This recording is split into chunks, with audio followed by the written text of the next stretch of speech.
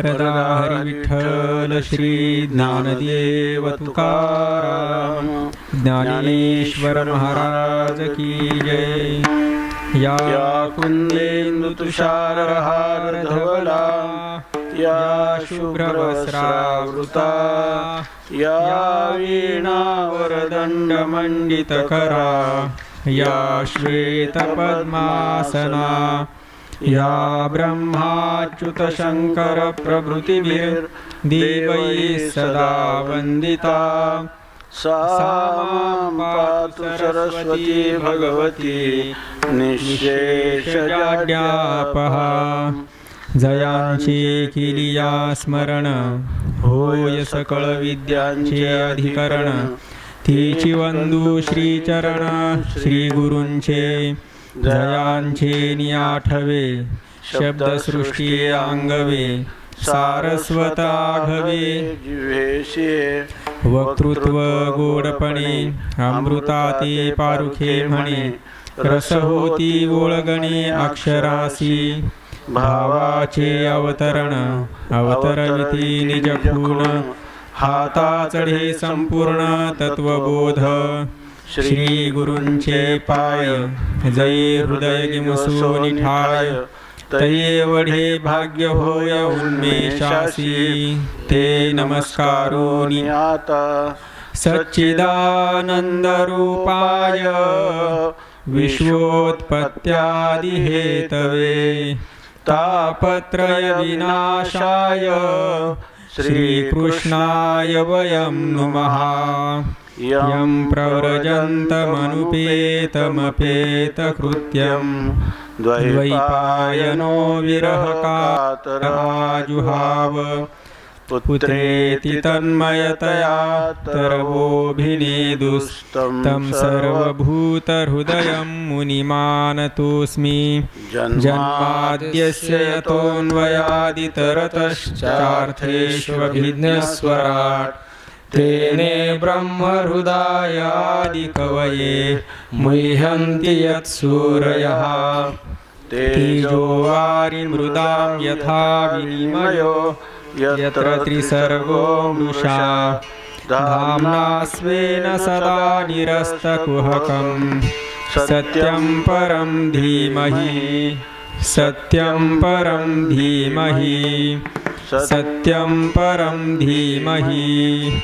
श्वेतपद्मासना देवी श्वेतपुष्पोपशोभिता, श्वेतांबरधरा नित्या श्वेतगन्धानुलेपना, श्वेताक्षसूत्रहस्ता च श्वेतचन्दनचर्चिता, श्वेतवीणाधरा शुभ्रा श्वेतालङ्कारभूषिता, वन्दिता सिद्धगन्धर्वैरर्चिता सुरदानवैः, पूजिता मुनिभिः सर्वैर्ऋषिभिस्तूयते सदा।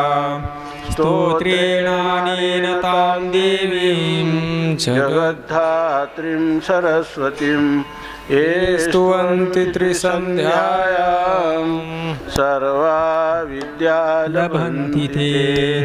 वंशी विभूषितकरान्नवनीरदाभात्, पीताम्बरादरुणबिम्बफलाधरोष्ठात्, पूर्णेन्दुसुन्दरमुखादरविन्दनेत्रात्, कृष्णात् परं किमपि तत्त्वमहं न जाने। श्रीगणेशाय नमः, श्रीसरस्वत्यै नमः, श्रीविठ्ठलाय नमः, श्रीमातापितृभ्यो नमः, श्रीगुरुभ्यो नमः। ॐ नमो भगवते वासुदेवाय। राम कृष्ण हरि राम कृष्ण हरि राम कृष्ण हरि। अभाव संगति नानाभूत व्यक्ति संसार पंगती मेळवी त्यांसी हरिनामे शोक करी अभाव कामारी याते दूरी करी हरी पाठे संतांची संगती वेद श्रुतीची मती घेऊन या हाती ब्रह्मशस्त्र ज्ञानदेव म्हणे नारायण राणे घेऊन पारखणे भक्ती पेठे हरिनामे शोक करी अभाव कामारी याते दूरी करी हरी पाठे।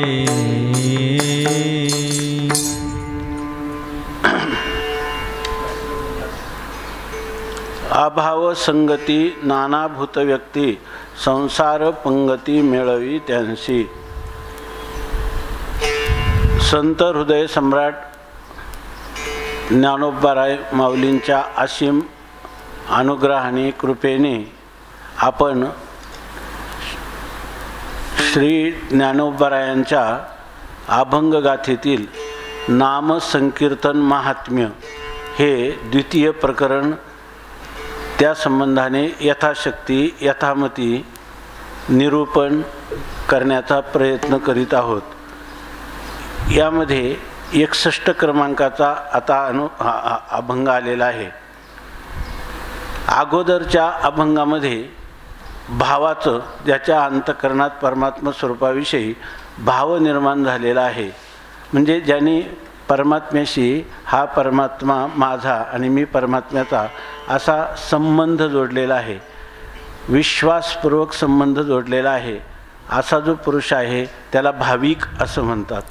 आता ज्याच्या अंतःकरणात हा भाव उत्पन्न होत नाही, भावाच्या विरुद्ध आहे अभाव, म्हणजे श्रद्धेचा अभाव ज्याच्या अंतःकरणामध्ये आहे, विश्वासाचा अभाव आहे, ज्याचा स्वतःच्या बुद्धीवर भर आहे किंवा ज्याला आपली बुद्धीच प्रमाण वाटते, शास्त्र सुसंस्कृत अंतःकरण ज्याचं नाही आणि जगातील सर्व प्रकारच्या इहलोकातल्या भोगावर प्रेम करतो, परमात्म्यावर प्रेम करत नाही, त्याच्या ठिकाणी ह्या भावाचा अभाव आहे।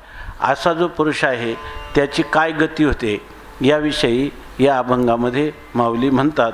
अभाव संगती नानाभूत व्यक्ती संसार पंगती मेळवी त्याशी। ज्या पुरुषाला संगती कोणाची आहे, अभाव संगती, म्हणजे ज्याच्या अंतःकरणामध्ये भाव श्रद्धातिशय अंतःकरणात नाही, त्या पुरुषाला तो अभाव काय करतो, म्हणजे अभाविकता त्याला काय करते तर नानाभूत व्यक्ती, त्याला नाना अनेक प्रकारच्या भूत योनींना क्षुद्र अशा योनीला त्याला जीवजंतू पशुपक्षी इत्यादी किंवा नारकीय योनीला त्याला प्राप्त व्हावं लागतं।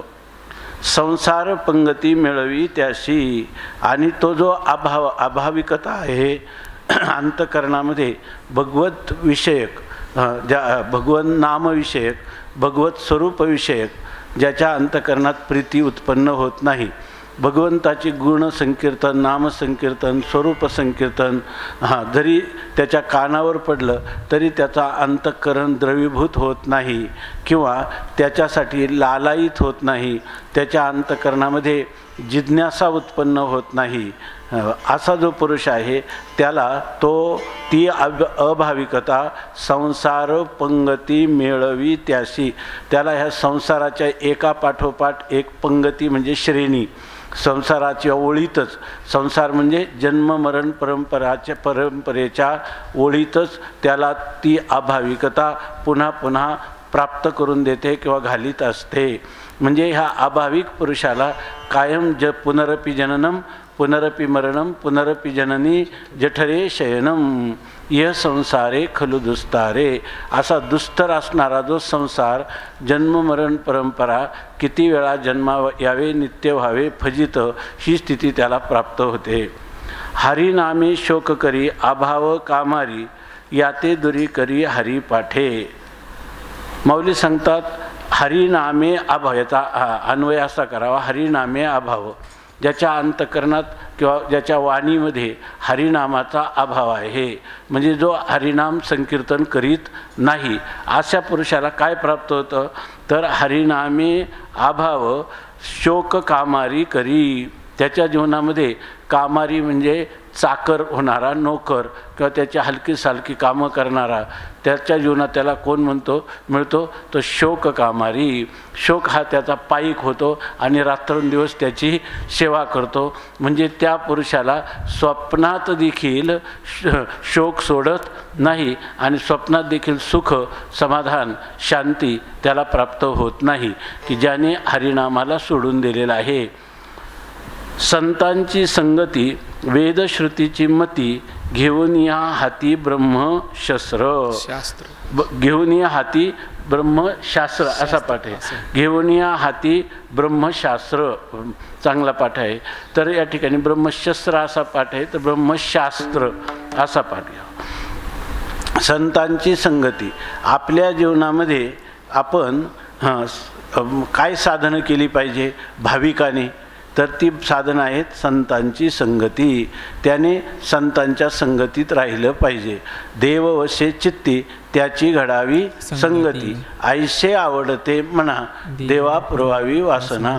संत जना सवे भेटी नवो अंग संग तुटी, तुका म्हणे जिने भले संत समागमे. तुका म्हणे जिने भले संत संघष्टने. संतांच्या जवळ संतांनी ह्या भाविकाला आपला असं म्हणावं आणि याच्यात त्याच्या जीवनाची कृतार्थता आहे. यासाठी केलं काय पाहिजे, आवाज थोडा कमी करा. तर त्याच्यामध्ये संतांची संगती, संतांची संगत त्याने केली पाहिजे. दुसरी गोष्ट, संतांच्या संगतीत कोणत्या गोष्टी होतात, संगोष्टी होतात वेदशास्त्राच्या. तर त्यामध्ये त्या वेदशास्त्राचं श्रवण केलं तर त्यापासून म्हणजे मूलभूत असणारं वेद, त्याला अनुसरणाऱ्या स्मृती, त्याला अनुसरणारं संत वाङ्मय, आपली पुराणं, भगवत साधू संतांची वचनं, ही संतांच्या संगतीत प्राप्त होतात. आणि ती सर्व ते काय सांगतात, वेदमार्गे म्हणी गेले.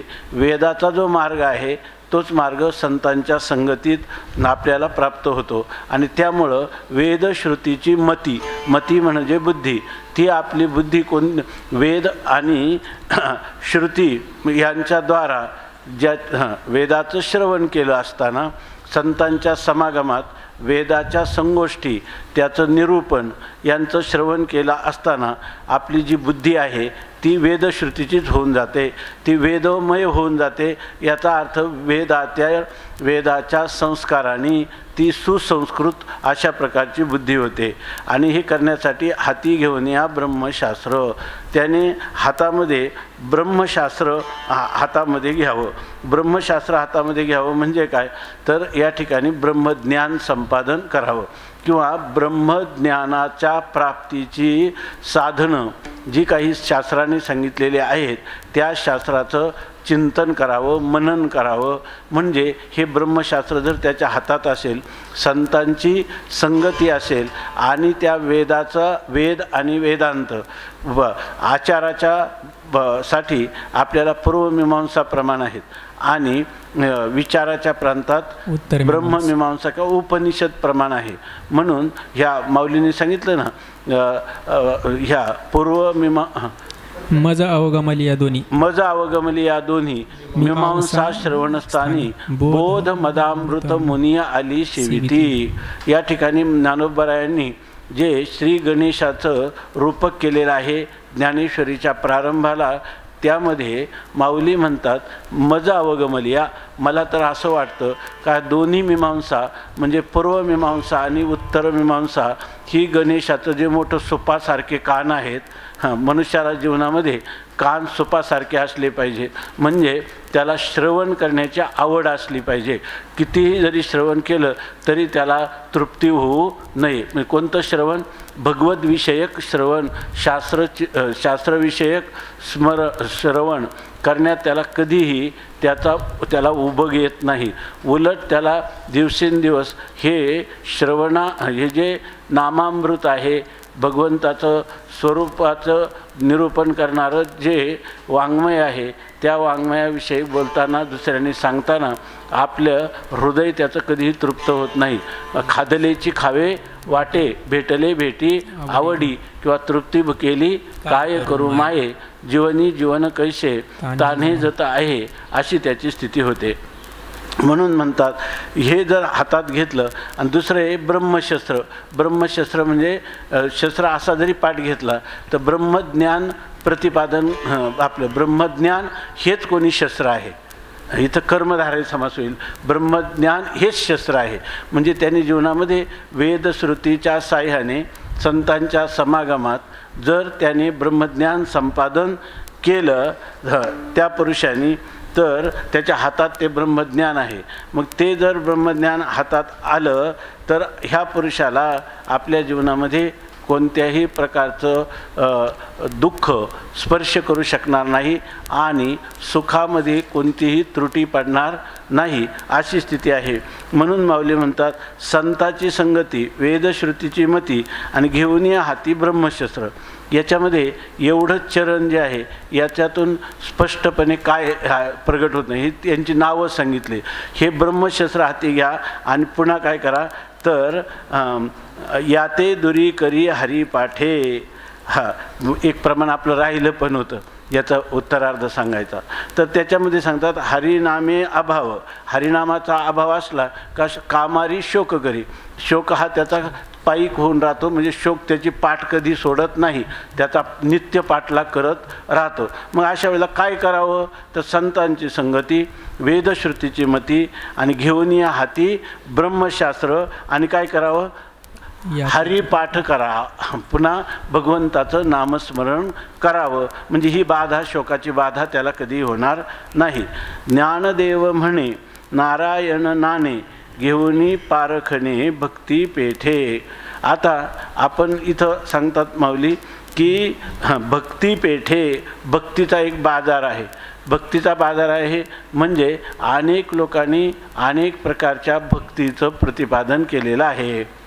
ज्याला त्याला आपल्या इष्टाचं जे इष्टविषयक असणारं जे प्रेम आहे तर तेच भक्ती आहे असं कोणी म्हणतात. या ठिकाणी भक्तीची नवविधा भक्ती आहे. त्याच्यापैकी श्रवण श्रवणम कीर्तनम विष्णु स्मरणम पादसेवनम अर्चनम वंदनम दास्यम सख्यम आत्मनिवेदनम. आणि तुकोबाराय म्हणतात नवविधा काय बोललेली जे भक्ती द्यावी माझ्या हाती संतजनी. मग आता एकाच पुरुषाने ह्या नवविध भक्तीचं आचरण करायचं का एका भक्तीचं करायचं किंवा दोन भक्तीचं करायचं, ह्या अशा प्रकारच्या अनेक आपल्यासमोर विचार येतात. तरी ही भक्तीची काय आहे? पेट भरलेली आहे. भक्तीचा बाजार आहे. बाजारामध्ये अनेक वस्तू मिळतात. त्याचप्रमाणे या ठिकाणी आर्त असतो तोही भक्त आहे, अर्थार्थी भक्त आहे. म्हणजे अर्थार्थी भक्ती होते, आर्ततेने भक्ती होते, जिज्ञासेने भक्ती होते, ज्ञानी पुरुषे भक्ती करताना दिसतो. तेव्हा नेमकं भक्तीचं स्वरूप काय? भक्ती म्हणजे सातो अस्मिन परम प्रेम रूपा, भगवंतावर अत्यधिक प्रेम असणं याला भक्ती असं म्हणतात. काही म्हणतात ते नारद भक्ती सूत्रामध्ये सूत्र आहेत पूजादिशो अनुराग. काही म्हणतात की पूजा वगैरे करणं, त्या त्याच्याविषयी प्रेम असणं यालाही भक्ती असं म्हणतात. कथादिशो अनुराग इति पाराशर्य, भगवंताच्या कथेमध्ये प्रेम असणं यालाही भक्ती असं म्हणतात.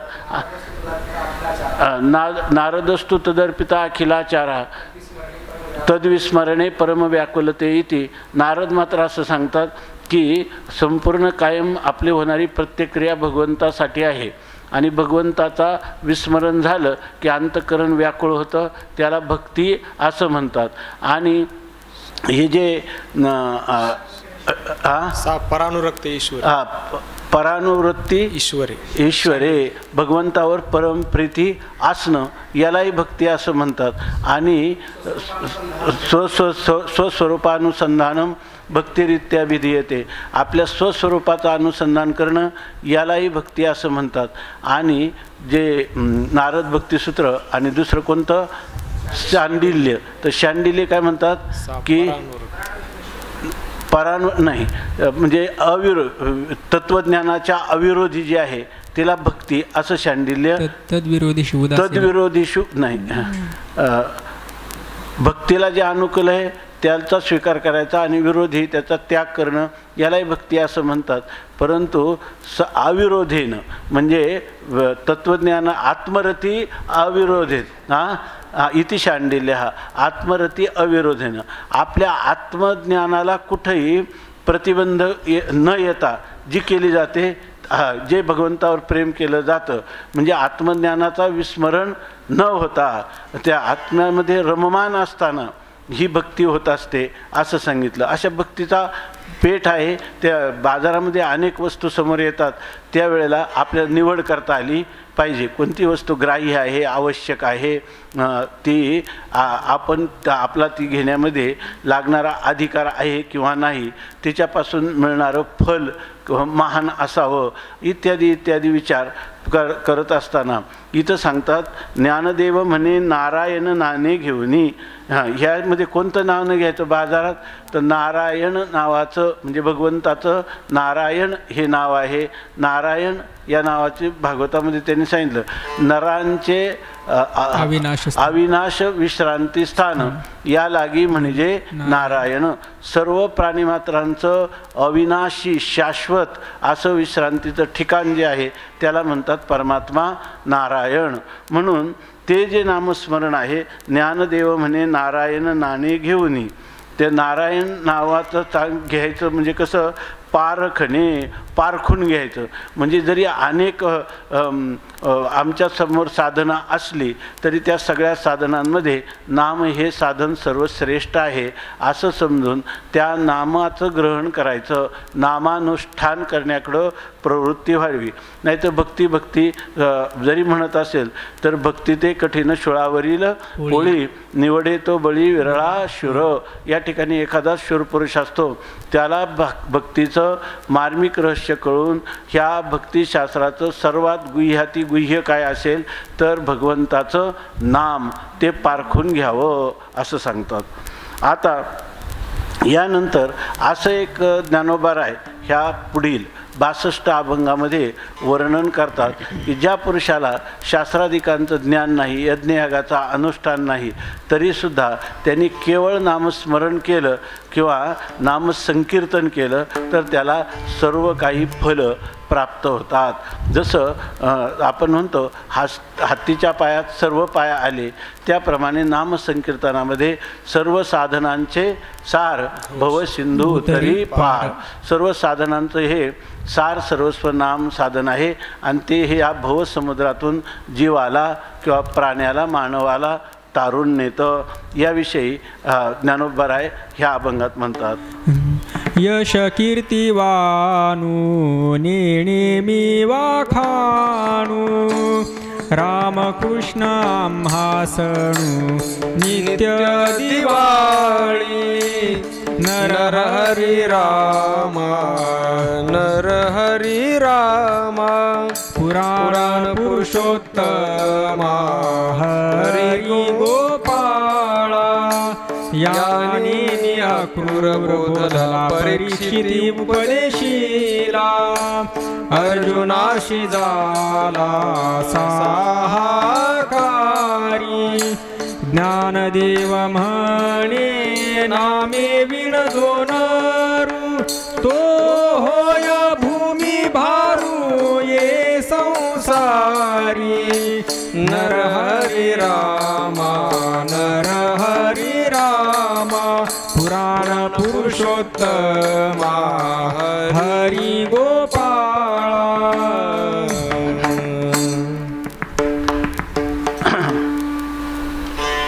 माऊली असं म्हणतात की येश कीर्ती वानू नेने मी वाखाणू.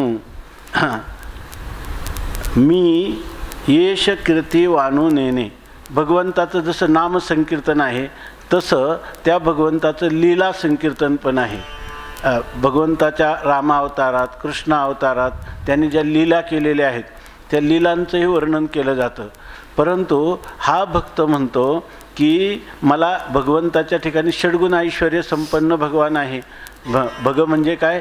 यश, श्री, औदार्य, ज्ञान, वैराग्य, ऐश्वर्य हे साही गुणवर्य वसती जेथ म्हणून तो भगवंतू. भग म्हणजे सर्व ऐश्वर्याने संपन्न आहे. त्याच्यात काय यशे शोभविला मारुती असं सांगितलेले. आणि औदार्य देवनी कर्णाहती, औदार्य देवनी कर्णाहती. जसं कर्णाच्या ठिकाणी औदार्य परमात्म्याने दिलेलं आहे. परमात्मा खरा औदार्याचा महान भांडार आहे, यशाचं महान भांडार आहे. आणि तो आपल्या भक्ताला सर्व काही हे जे आपलं ऐश्वर्य आहे त्याच्या ठिकाणी श्री असं एक सांगितलेलं आहे. म्हणजे आपला ऐश्वर्य दुसऱ्याला जसंच्या तसं देऊनही त्याच्या मूळ स्वरूपात, मूळ ऐश्वर्यात काही कमी होत नाही असा हा परमात्मा आहे. जर दान देणारा मनुष्य जितका देतो तितकं येत राहतं असं म्हणतात.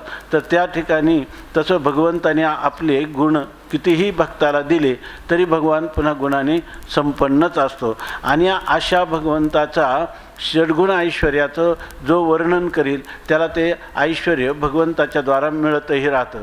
परंतु इथं हा भक्त म्हणतो की माझ्याजवळ अशा प्रकारचं शास्त्राध्ययन, शब्दसंग्रह किंवा भगवंताचं वर्णन करण्यासाठी लागणारे जे कौशल्य आहे, कला कौशल्य, वक्तृत्व इत्यादी गुण हे माझ्या ठिकाणी नसल्यामुळं भगवंताची यश किंवा भगवंताची कीर्ती मी वाणू नेणे, मी तिचं वर्णन करू शकत नाही. वाखाणू नेणे, तिची अधिक प्रसिद्धी करण्यासाठी लागणारी जे काही वाणी आहे किंवा वाणीचं कौशल्य आहे तेही माझ्या ठिकाणी नाही. मी वर्णनही करू शकत नाही आणि तिची वाखाणणी म्हणजे तिची प्रशंसा देखील मी करू शकत नाही.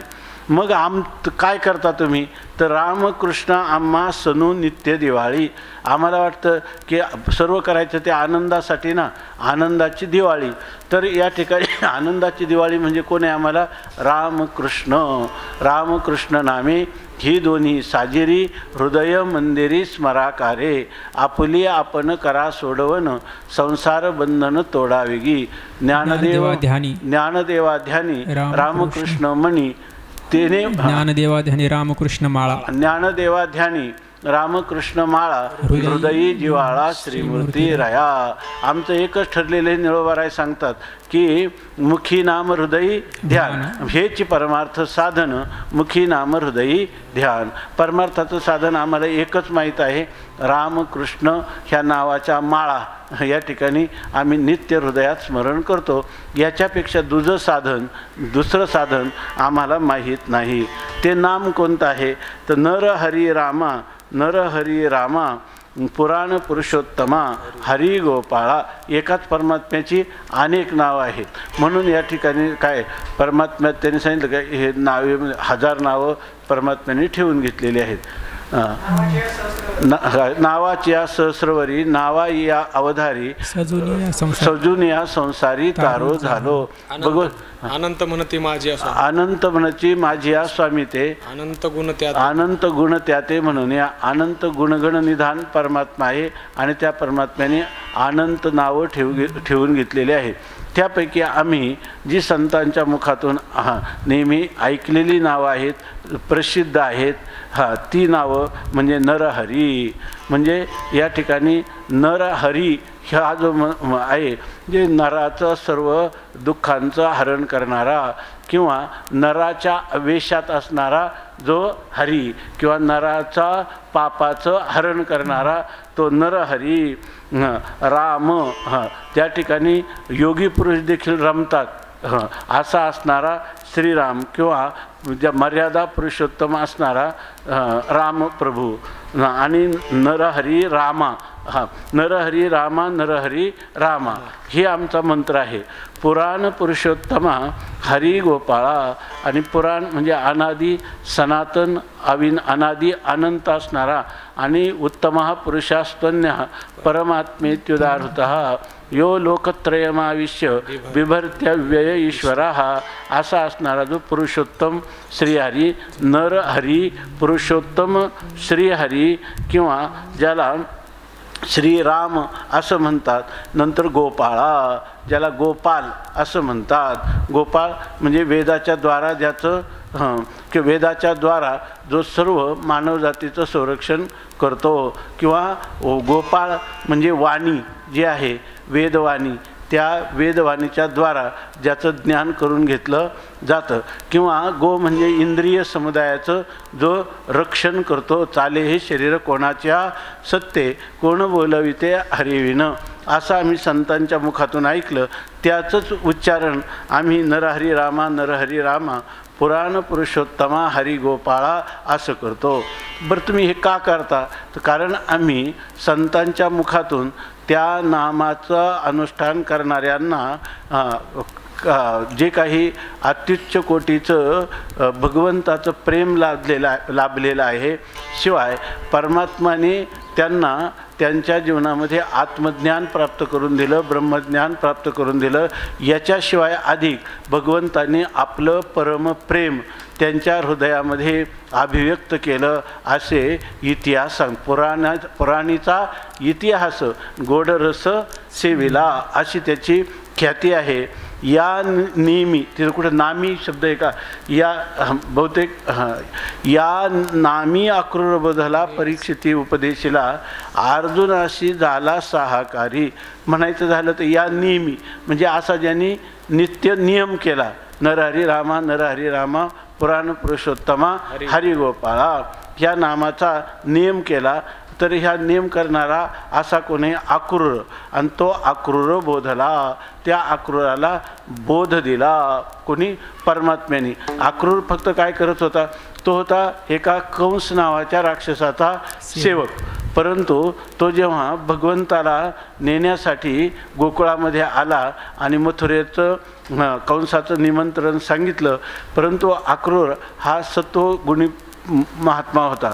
त्याला तो जरी राक्षसाच्या पारतंत्र्यात होता तरी त्याला भगवंताविषयी भगवंताचं जेव्हा स्वरूप त्यांनी पाहिलं तर त्याला असं वाटलं की हा भगवान जो आहे किती सुंदर आहे आणि हा भगवान ह्या गोकुळाचा हृदय किंवा आत्मा झालेला आहे. जसं प्राणाशिवाय शरीर टिकू शकत नाही तसं ह्या गोकुळातल्या लोकांचं हा जीवन झालेलं आहे. आणि याला जर मी आता घेऊन गेलो तर कंस नावाचा राक्षस या बालक आणि अत्यंत सौंदर्याने माधुर्याने परिपूर्ण असणारं हा श्रीकृष्ण या ठिकाणी त्याचा घात झाल्याशिवाय राहणार नाही. भगवंताला अंतर्यामी असल्यामुळे हे लक्षात आलं. तेव्हा भगवंताने त्या कंसाच्या सेवकाला जाताना जेव्हा तो यमुनेमध्ये स्नान करण्यासाठी गेला आणि बुडी मारली तेव्हा भगवंताचं जे चतुर्भुज स्वरूप आहे ते भगवंताने त्याला दाखवलं. आणि संपूर्ण ब्रह्मांडाचा नायक असणारा हा श्रीकृष्ण तो हा बाळक नंदा घरी या ठिकाणी अनंत ब्रह्मांडे उदरी तो हा अनंत ब्रह्मांडे उदरी हरी हा बालक नंदा घरी. हा नंदाच्या घरचा बालक नाही, याच्या उदरात अनंत ब्रह्मांड सामावलेली आहेत असं भगवंतांनी दर्शन दिलं. म्हणून म्हणतात की या नेहमी अक्रूर बोधेला. भगवंताच्या नामसाधन करता असताना त्या अक्रूरालाही बोध झाला. परीक्षिती उपदेशिला. आणि जो परीक्षिता मृत्यू 7 दिवसाचा मुक्त झाला वाचा रामनामे. परीक्षितीचाही उद्धार झाला. अर्जुनाशी झाला सहाकारी. आणि अर्जुनालाही हा भगवंत सहाकारी झाला म्हणजे साह्य झाला.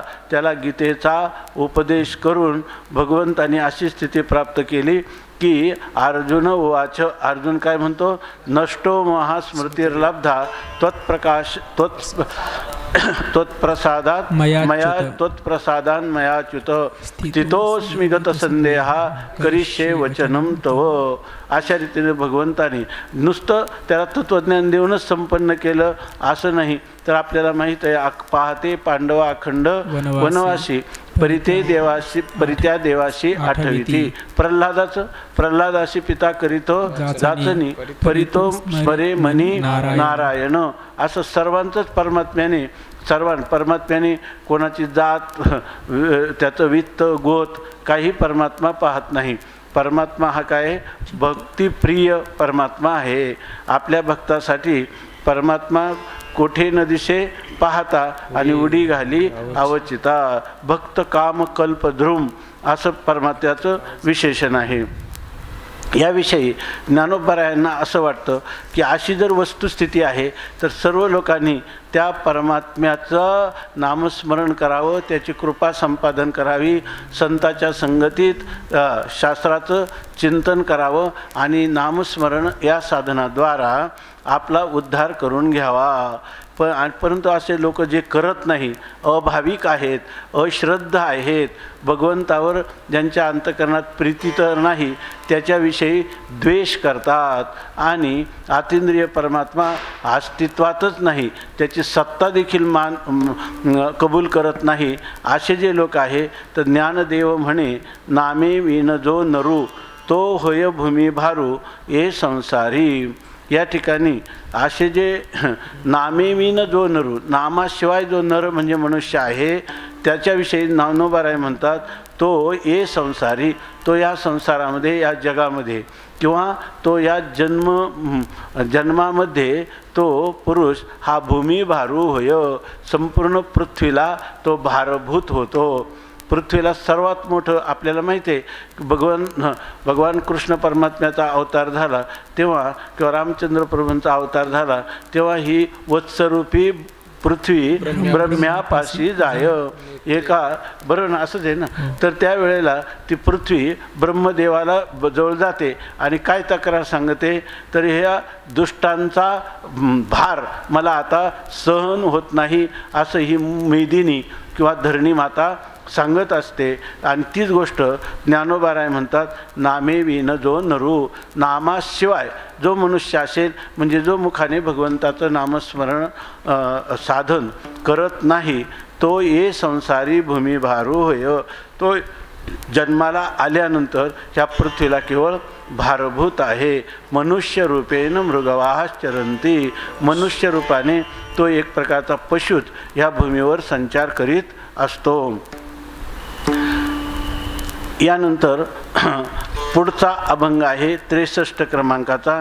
त्यामध्ये जोपर्यंत मनुष्याने कितीही त्याला शास्त्राध्ययन वगैरे असलं, दुसरी साधनं करीत असेल, परंतु भगवंताचं नाम जोपर्यंत तो रात्रंदिवस नामस्मरण करत नाही किंवा नाम हेच साधन आपल्या जीवनात सर्वश्रेष्ठ आहे असं समजत नाही, त्याच्याविषयी काय त्याची स्थिती आहे, तर त्यांनी दुसरी कितीही साधनं केली तरी त्याला रम्य समाधान परमाशांती ही भगवत भेटी वाचून प्राप्त होत नाही. आणि भगवत भेटीचं अनन्य साधन म्हणजे नामस्मरण आहे. ही गोष्ट दृष्टांताच्या चातकाचा दृष्टांत देऊन माऊली ह्या 63 क्रमांकाच्या अभंगामध्ये सांगत आहे. प्राप्तिविन फळ केविला हे प्राणी, जैसा चातक धरणी उपवासो, ओळलिया मेघो सावधो बो भाई, बिंदू मात्र घेई जीवन देखा, तैसे केवी घडे संसारिया चित्ते, प्राप्तीच्या अर्थाते साहे संत, सगुण निर्गुण समरस आहे, विरुळायित साहे समता बुद्धी, जववरी समान शांती बुद्धी ठेली, तव वरिये भुली बोली कैसी घडे,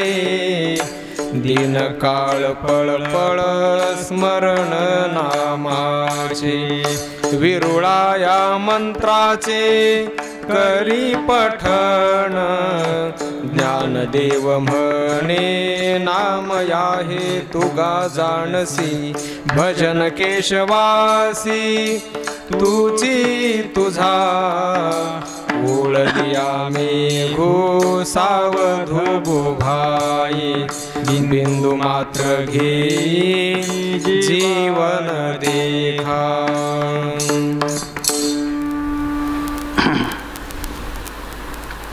प्राप्तीविन फळ केविल आहे प्राणी, जैसा चातक धरणी उपवासू. जैसा चातक धरणी उपवासू, धरणी म्हणजे पृथ्वीवर, जैसा ज्याप्रमाणे हा चातक आहे तो उपवासित असतो. का तर प्राप्तीविन त्याला जल प्राप्त होत नाही, तोपर्यंत तो फळ केविल आहे. तोपर्यंत त्याला कोणतं जल लागतं चातकाला? चातकाला मेघामधलं जल पाहिजे असतं.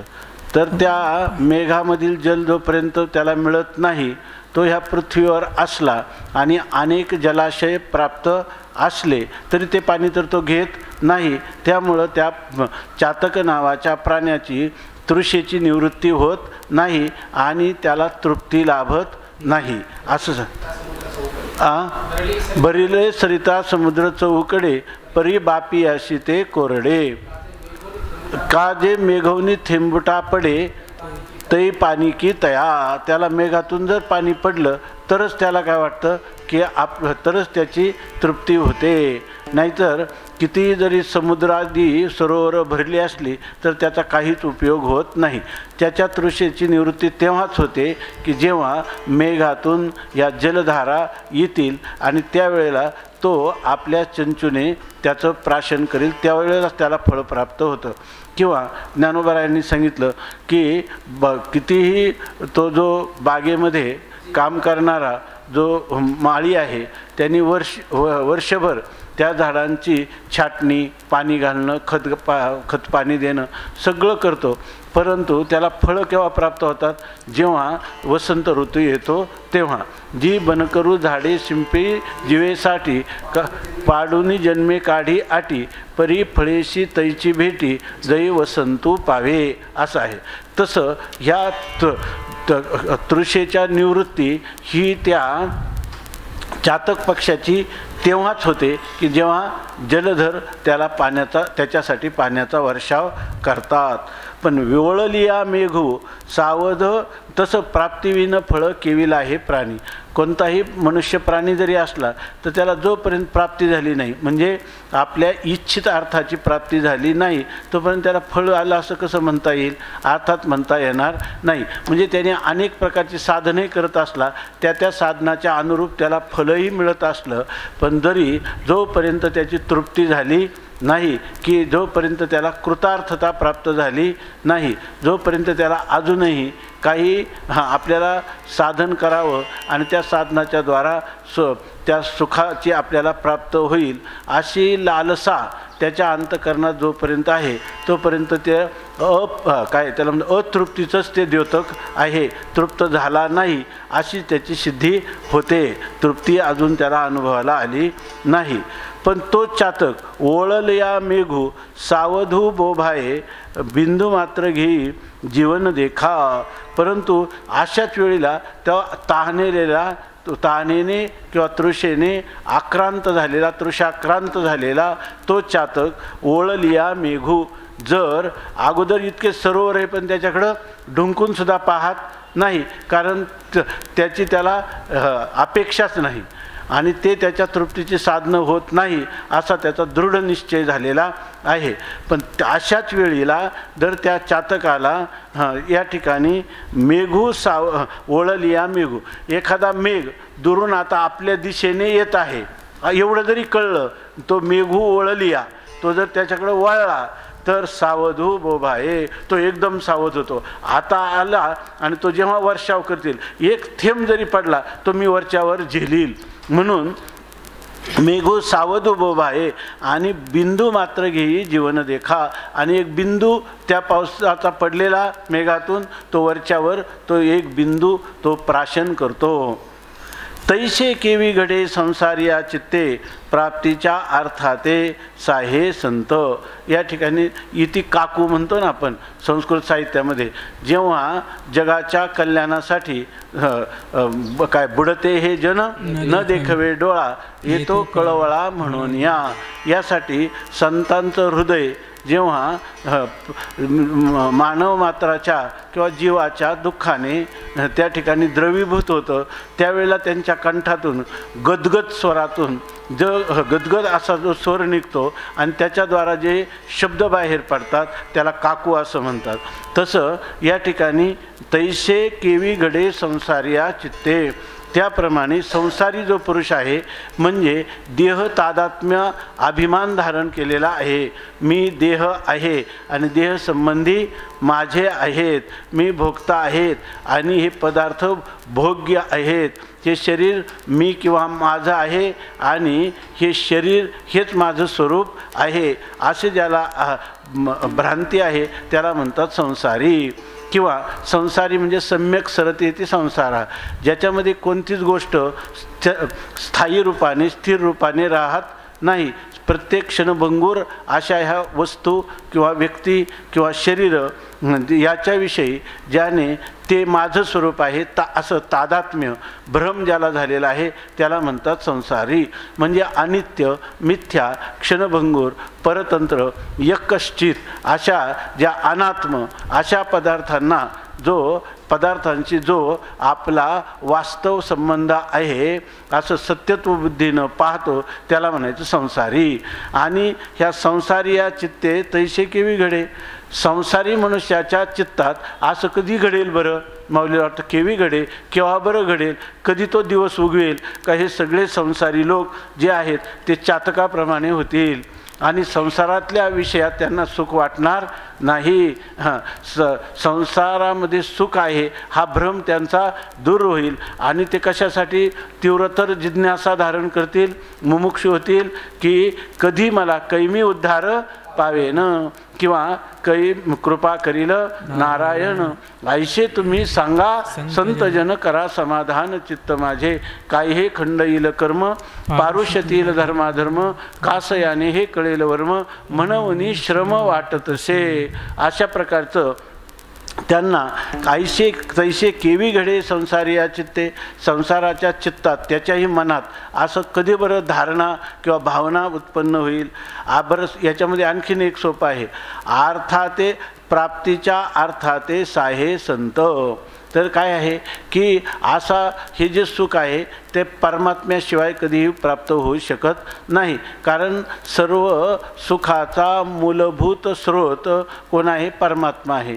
त्यामुळे परमात्म्यावाचून दुसरं कुठं सुख नाहीच आहे. परंतु हे सुख त्यांना प्राप्त होण्यासाठी काही साह्य तर कोणी आहे का नाही जगामध्ये? तर साह्य आहे. परमात्माच दोन रूपाने येत असतो. एक रूपाने तो अवतार धारण करतो आणि दुसऱ्या ईश्वर अवतारही धारण करतो आणि त्याच वेळेला तो संत रूपानेही येत असतो. जे जे झाले अवतार तुका त्याचे बरोबर, देव आणि भक्त दुजा नाही विचार. अशा प्रकारची स्थिती आहे की परमात्मा जेव्हा येतो तो आपल्या सगळ्या सवंगड्यांना लीला सहचरांना घेऊन येतो. परमात्म्याच्या लीलेमध्ये ज्यांचं एक विशेष अशा प्रकारचं स्थान आहे, तेव्हा जगत कल्याणासाठी परमात्मा येताना साधू संतांच्या रूपाने येत असतो. आणि तो काय करतो? साधू संत हे त्या परमात्म्याच्या प्राप्तीची साधनं त्याच्या समीप जाता येईल कसं याचं मार्गदर्शन करत असतात. परंतु प्राप्तीच्या अर्थाते साहे संत, ह्या प्राप्तीचा जो विषय आहे परमात्मा प्राप्तीला, याला जगात पुन्हा काय आहे? संत साहे, संत त्याचं काय करतात, साह्य करत असतात. परंतु या ठिकाणी लोक संतांचं साह्य घेत नाही आणि परमात्मा प्राप्तीसाठी साधनही करत नाही. परमात्मा प्राप्तीची कोणी इच्छाच करत नाही. तेव्हा या सर्वांना ही इच्छा व्हावी. तेवी तैसे केवी घडे संसारिया प्राप्ती. पण संतांना वाटतं की सगळे जीव नाथिल्या काय नसत्या छंदे जग विनोदे विव्हळतसे. सगळं अभंगातला आठवलं काय प्रमाण तर सांगा. तर त्या ठिकाणी संतांना वाईट काय वाटतं, कारण नसताना हे लोक विव्हळतात, उगीच रडतात. मरण नसताना मेलो मेलो म्हणतात, दुःख नसताना माझ्यासारखा दुःखी त्रिभुवनात नाही, सुख स्वरूप असताना मला हे सुख कसं मिळेल विचार करतात. आणि पुन्हा त्याच्यासाठी माध्यम कशाला करतात, विषयाला करतात आणि आणखी उत्तरोत्तर दुःखाच्या गर्तेत पडत जातात. तेव्हा ज्ञानोबा काय अंतकरण सद्गदित होतं आणि ते म्हणतात तैसे केवी घडे संसारिया. त्या संसाराच्या संसारी पुरुषाच्या चित्तात अशी प्रेरणा कधी होईल काय कळत नाही बुवा, कारण लवकर व्हावीच असं माऊलींना वाटतं. अजून जे लोक ह्या संसारातून बाहेर पडतात आणि परमात्मा विचार करायला लागतात, त्यांना संसारात भांडत होते धनासाठी, विषयांसाठी. आता इथं काय करतात, परमात्म्याचं स्वरूप सगुण आहे का निर्गुण आहे, इकडं आल्यावर आहे सगुण श्रेष्ठ की निर्गुण श्रेष्ठ, याचाच वाद करण्यात जन्म जातो. विचार करिता वाया जाय काळ आणि परमात्मा प्राप्त तर दूरच राहतो. मग अशा वेळेला म्हणतात सगुण निर्गुण समरस आहे. अहो ते सगुण आणि निर्गुण हे दोन्ही समरस आहे, म्हणजे ते एकमेकाशी एकरूप आहे. सगुण आणि निर्गुण दोन्ही नाही. आतापर्यंत आपण रूपाचं वर्णन जे पाहिलं त्याच्यामध्ये माऊलींनी अत्यंत ठोस भरीव अशा प्रकारचे विधान केलं की निर्गुण आणि सगुणात भेद नाही. कोणतंही करा. स्वामी महाराज सांगायचे, काही लोक म्हणे आम्ही सगुण भक्त नाही, आम्ही निर्गुण भक्त आहे. काही म्हणतात आम्ही सगुणाची उपासना असं सांगतात स्वामी महाराज. मग आम्ही नेमकी कोणती करावी? आता एकदा म्हणतात सगुण भक्त आणि पुन्हा नेमकी करावी, याचा अर्थ अजून ती संशयात सापडलेली तुमची सगुण भक्ती आहे. अहो निर्गुणच श्रेष्ठ आहे, पण मग हे सगुणाचं काय आम्ही काय करायला पाहिजे का? याचा अर्थ ही निर्गुण भक्तीसुद्धा परिपक्व नाही, तीसुद्धा संशयाने ग्रस्त आहे. असे जे लोक आहेत तर त्यांना सांगून देखील सगुण निर्गुण समरस आहे, परंतु विरळा येथस आहे समता बुद्धी. पण एखादा विरळाच पुरुष आहे की या सगुण आणि निर्गुण नाही भेद रे, असं त्याची दृढ धारणा होते. बरं आम्ही युक्तीनं पण सांगितलं, श्रुतीचं वचन पण सांगितलं, काय बरोबर ना, द्वेवाव ब्रह्मणो रूपे. दोनच ब्रह्माचे रूप आहे आणि त्याच्यामध्ये श्रेष्ठ कनिष्ठ सांगितलं का? दोन्ही त्याच परमात्म्याची रूप आहे, ब्रह्माचीच दोन्ही रूप आहेत असं सांगितलं. तरी यांच्या अंतकरणात अनेक प्रकारच्या शंका त्या ठिकाणी त्यांच्या अंतकरणात उद्भवत असतात. वास्तविक आहे आम्ही युक्तीनं पण सांगितलं सगुण का निर्गुण, बरोबर ना. सगुण आणि निर्गुण याच्यात भेद आहे का अभेद आहे. सिद्धांत सांगितला सगुण निर्गुण समरस आहे, दोन्ही एकच आहे. तर हे सांगत असताना युक्ती पण सांगितलं सगुण का पाहिजे, तर सगुणाचा अध्यारोप केल्याशिवाय अधिष्ठान निर्गुणाचं ज्ञानच होत नाही आणि निर्गुणाचा अधिष्ठान स्वीकारल्याशिवाय सगुणाची सिद्धीच होत नाही. अशी सिद्धी आता एवढं तुम्हाला युक्तीनं सांगितलं ना, एक अध्यारोप अपवादाभ्याम निष्प्रपंचयम प्रपंचते. तरी पुन्हा तुम्ही वाद करतच बसले. ज्ञान झाल्यावर सगुणाची करायची का निर्गुणाची करायची? निर्गुणाची करायची तर आम्ही त्याला ज्ञान लक्षणात्मका भक्ती म्हणू, सगुणाची करायची तर आम्ही त्याला प्रेम लक्षणात्मका भक्ती का. तर स्वामी महाराज सांगायचे कोणती कर, सगुणाची कर नाही तर निर्गुणाची कर. काहीच नाही झालं तर कशाची कर? एखाद्या जाणाई जोखाईची कर, पण मरू नको. म्हणजे भक्ती केल्याशिवाय राहू नको. आयशेने असं कळू जगडंबरून कळू श्रद्धेचाची केवळ ओतलाशे. त्या श्रद्धेला गती कशी द्यायची, त्याचं प्राप्तव्य गंतव्य आम्ही तुला सांगतो तरी तू ऐकत नाही. म्हणून त्याला म्हणतात की सगुण निर्गुण समरस आहे, विरळा येथ आहे समता बुद्धी.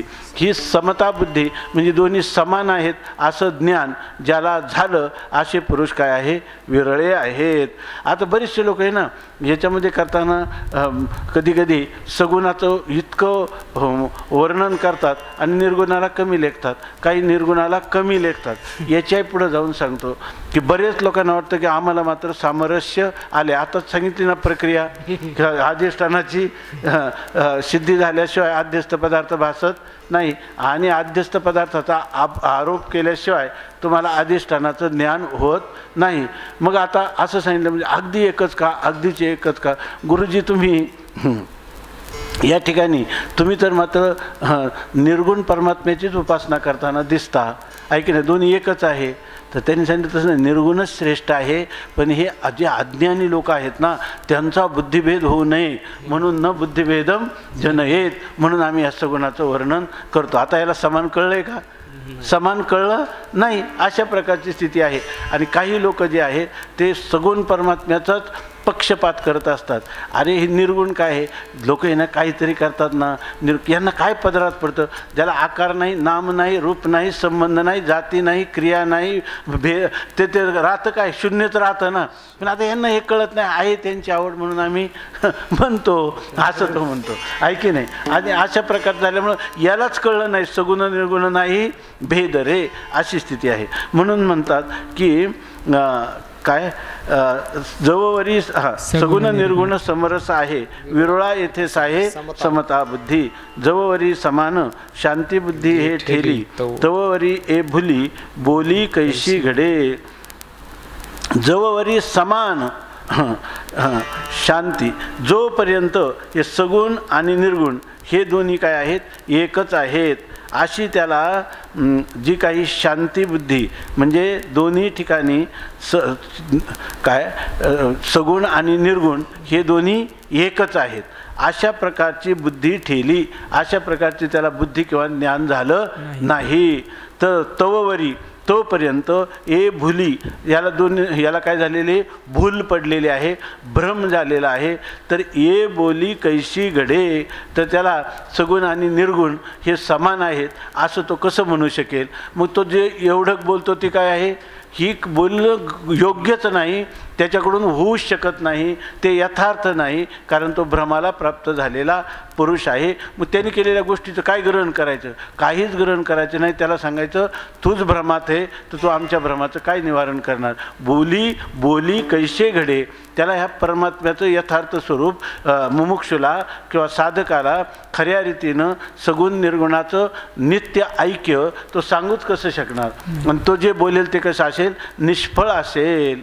मग सांगतात दीन काळ पळपळ स्मरण नामाचे, विरुळाया मंत्राचे करी पठन. ज्ञानदेव म्हणे नामया हे तुगा जानशी, भजन केशवाशी तुची तुझा. आता याचं शब्दशः आणि अन्वयानुरूप थोडं चिंतन करणं किंवा अर्थ करणं थोडं कठीण वाटतं.